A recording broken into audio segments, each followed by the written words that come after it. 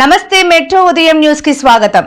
కరీంనగర్ జిల్లా ఇల్లందుకుంట కోటి గోటి తలంబ్రాలు శ్రీరామదాసు భక్త మండలి జయశంకర్ భూపాలపల్లి చేల్పూర్ వారు అత్యంత భక్తి శ్రద్ధలతో పూర్తి సేంద్రియ పద్ధతిలో వరి ధాన్యాన్ని నిష్టలతో గోటితో ఒలిపించి గత 10 సంవత్సరాలుగా భద్రాచలం మరియు ఇల్లందుకుంట సీతారాముల స్వామి కళ్యాణానికి కోటి గోటి తలంబ్రాలు సమర్పించారు.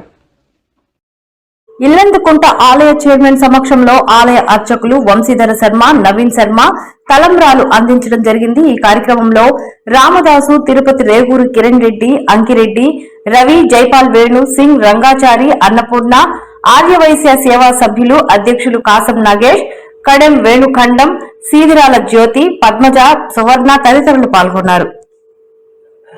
వడ్డీ కాసలవాడ వరాలస్కే దేవ గోవింద గోవింద ఇల్లంతకుంట వాస శ్రీ రామచంద్ర గోవింద గోవింద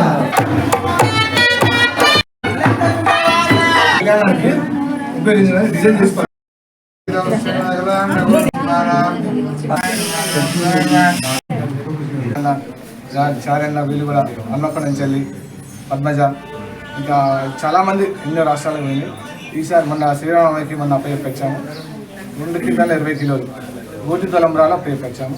ఈ ప్రతిసారి భద్రశిలాలు అప్పచెప్పడంతో ఇల్లంతకుంట రామాలయంలో కూడా అప్పచెప్పాలని కాన్సెప్ట్ తోటి మా జ్యోతి చెల్లె మాకెందుకు తీసుకురారు, మేము కూడా అప్పచెప్దామన్నారు. ఇక్కడ జ్యోతి వల్లడం కార్యక్రమం జరిగింది.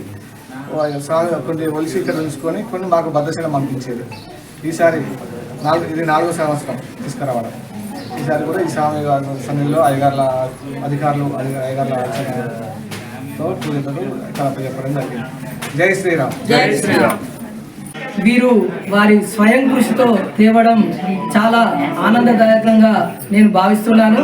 కాబట్టి ఇలాంటి ముందు కార్యక్రమాల్లో కూడా మన నేటి పిల్లలే రేపటి పౌరులు అన్నట్టుగా ఆర్గానిక్ లేకుండా, ఎలాంటి జీవన రసాయనాలు లేకుండా అవి పండించి ఎంతో భక్తి శ్రద్ధతో తెచ్చి మన ఇల్లంతకుంట శ్రీ సీతారామచంద్ర స్వామి ఆలయానికి అప్పచెప్పడం అంటే వారి పూర్వజన్మ సుకృతం అని చెప్పని నేను భావిస్తూ, వారికి మరియు వారి కుటుంబానికి మరియు వారి భక్త మండలికి మరియు వారు పంపించిన అందరి ప్రతి సభ్యులకు, కుటుంబానికి, ప్రతి ఒక్క ఆర్గనైజేషన్ చేసే సభ్యులందరికీ పేరు పేరున హృదయపూర్వక ధన్యవాదాలు తెలుపుతూ వారందరికీ సీతారామచంద్ర స్వామి ఆశీస్సులు, కృపా కటాక్షాలు ఎల్లవేళలా ఉండాలని చెప్పని మనస్ఫూర్తిగా కోరుకుంటున్నాను.